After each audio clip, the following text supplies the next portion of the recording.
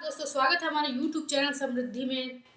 दोस्तों, जैसा कि आप जानते हैं कि इस बार मकर संक्रांति जो है वो 15 जनवरी दिन रविवार को वो मनाया जाएगा। मकर संक्रांति जो जबकि सूर्य सीधी रेखा में मकर रेखा की आ जाते हैं और इसी दिन माना जाता है कि सूर्य भगवान अपने पिता से खुश होकर के अपने वापस घर गए थे, इसलिए इस दिन को पूरा अच्छे शुभ दिन माना जाता है और इसी दिन से शुभ कार्य हमारे हिंदू धर्म में प्रारंभ हो जाता है। इस दिन से लोगों के शादी विवाह या कुछ भी जो गृह प्रवेश वगैरह जो भी कार्य करने रहते हैं लोग करते हैं। ये दिन आप जान चुके हैं कि 15 जनवरी को मनाया जाएगा।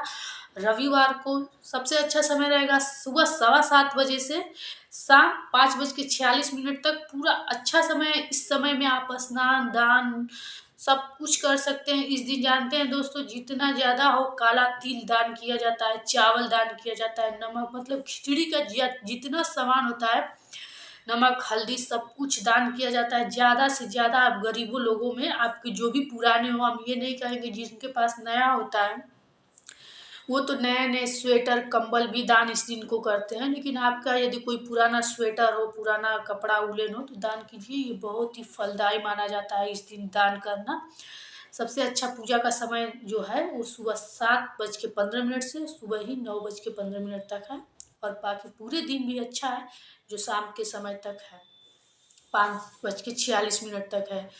इस दिन दोस्तों जबकि लोग एकदम 4 बजे ही जग जाते हैं, सूर्य उदय होने से पहले ही जग जाते हैं और सूर्य भगवान को नहा धो करके और सबसे पहले पूजा से भी पहले इस दिन 5 चीज़ों का वो हाथ से छू कर दान किया जाता है, जिसमें अदरक, नमक, हल्दी, चावल और काला दाल जो उड़द की दाल बोला जाता है वो दाल रहता है। इन 5 चीज़ों को सब लोग छू करके दान करते हैं और फिर किसी पंडित जी को किसी मंदिर में दान कर दिया जाता है। इस दिन जितना ज़्यादा से ज़्यादा हो दोस्तों आप अपने हाथों से दान कीजिए, बहुत ही फलदायी माना जाता है। गरीब भी आते हैं दरवाजे पर तो उन लोगों को भी भूखा ना लौटने दे। मैं तो सबसे अच्छा मानती हूँ कि जो आप अपने घर में इस दिन खिचड़ी बनाई जाती है काले उड़द की दाल की, वो खिचड़ी इतना ज़्यादा बनाइए दोस्तों कि जो आप भी आपके घर बच्चे भी आए आपके घर मांगने के लिए तो उनको थोड़ा थोड़ा इसे अपने घर आप खिलाइए, बहुत ही फलदायी माना जाता है। अच्छे दोस्तों, लोग ब्राह्मणों को तो अपने घर भोजन कराते हैं, लेकिन कभी ये नहीं सोचते हैं कि जो ये गरीब लोग होते हैं अगर इनको आप अपने घर भोजन कराएं तो कितना फलदायी होता है। इनके हाथों में से, इनके मन से, इनके आत्मा से जो आप लोगों को आशीर्वाद मिलेगा उतना पंडितों के पंडित के आशीर्वाद देंगे। जिसका पेट भरा है वो आपको आकर खाकर अपना हाथ धोकर आपकी भूमि पर कितना आशीर्वाद देगा। उससे ज़्यादा आशीर्वाद आप किसी भिक्षुक भिखारी को जो आते हैं आपके दरवाजे, आप कच्चा चावल या गेहूँ लोग दे देते हैं, उठा के 10-5 रुपए दे देते हैं।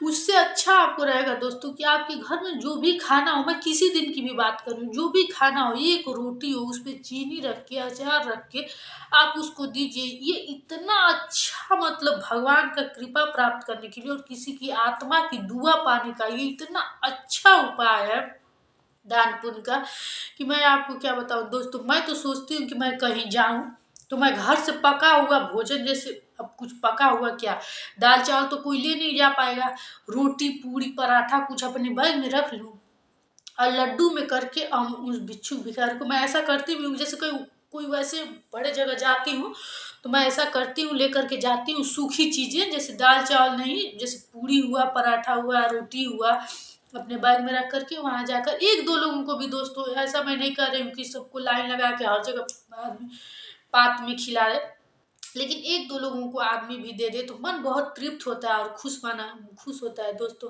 मैं आप लोग से ये कह रही हूँ, जो लोग बड़े बड़े लोग होते हैं, बड़े पंडित लोग होते हैं, अपने घर तो अच्छे से खाना खाते हैं, इनको अपने घर बुला करके आप खिला करके सोचते हैं कि बहुत महायज्ञ प्राप्त कर लिए।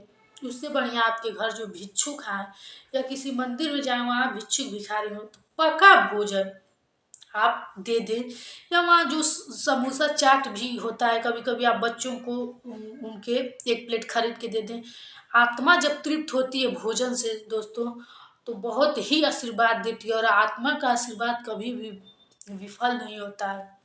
इसलिए अपने दरवाजे से आप किसी भी भिक्षुक भिखारी को चावल भी दे रहे हैं तो आप पका हुआ दे करके उनका पेट भरिए दोस्तों। आप लोगों को मैं बता दूं दोस्तों कि जब मैं अपने घर भिक्षुक भिखारी आते हैं तो मैं उन लोगों को मेरे घर जैसे चावल तो दूंगी ही, चावल आटा जो भी देती हूँ, मेरे घर में इतना गोभी भी रहेगा, एक टमाटर भी रहेगा, मिर्चा भी रहेगा, मैं वो भी उठा करके उन लोगों को दान में दे देती हूँ। मैं सोचती हूँ कम से कम ये जाएगा तो ये सब कुछ मिला के उसको उसको पकाएगा तो खाएगा तो कुछ इसकी आत्मा तृप्त होगी ना। मुझे बहुत अच्छा लगता है दोस्तों इस प्रकार का दान करना। और मैं आप लोगों से आत्मा से बता रही हूँ, सही बात बता रही हूँ कि मैं पंडितों को दान करने में, जैसे कुछ चीज़ होती है जो पंडितों को भी दान की जाती है, इन लोग को दान नहीं की जाती है। जैसे आज जैसे मकर संक्रांति के दिन जो हम लोग स्नान के बाद अनाज छूते हैं वो तो पंडितों को ही दी जाती है, तो वो तो देते ही है। लेकिन मैं उन लोग को खिलाने में बहुत विश्वास नहीं रखती हूँ। वैसे कोई वैसी तिथि हो तो पंडितों को खिलाया जाता है, वो बात अलग है। लेकिन मैं ऐसे कोई मेरी मन हो, इच्छा हो या फिर दान पुण्य करने का मन हो तो मैं भिक्षुकों को ही करती हूँ, जो एकदम अपाहिज जो गरीब हो, आपके दरवाजे आते हों। ये नहीं सोचना चाहिए कि ये एक नाटक है, ये सोचिए कि किसी तरह उसकी दुर्दशा होगी, दिन दुखी होगा तभी तो वो आपके दरवाजे आ रहा है, नहीं तो ऐसे तो लोग आते नहीं। तो ऐसे लोगों को खिलाने पिलाने पर या दान करने पर पुण्य मिलता है, उनकी आत्मा का आशीर्वाद मिलता है। बाकी मैं इन सब में विश्वास नहीं करती हूँ कि आप अपने घर खुद 10 15 16 20 से कई ब्राह्मण बुला के खिलाइए, हम इस सब में विश्वास नहीं रखते। और उन लोग को खूब पैसा दान कीजिए, उससे बढ़िया आप किसी भिक्षुक को 100 200 का स्वेटर इस ठंडी में दे दीजिए, उसका आत्मा आपको कितना दुआ देगा। 100 रुपए का साल दे दीजिए, पतला दे दीजिए, पुराना दे दीजिए, उसका शरीर कम से कम तृप्त तो होगा। आप गरीब लोगों को तो देखते हैं ना कैसे पुआल के बीच में ठिठुर कर सोते हैं। तो ये सब काम करना हम मानते हैं कि बहुत पुण्यदायी है। बाकी जिसके पास भरा है उसको देने से कोई आत्मा कोई उसका आदमी का ध्यान भी नहीं जाएगा, आत्मा कहाँ से तृप्त होगी। इसी किसी के बाद में फिर मिलेंगे नए वीडियो के साथ। वीडियो अच्छी लगी हो दोस्तों तो सब्सक्राइब करो, कोई बात हो आपकी तो कमेंट बॉक्स में लिखिए। फिर मिलेंगे नए वीडियो के साथ। नमस्कार दोस्तों।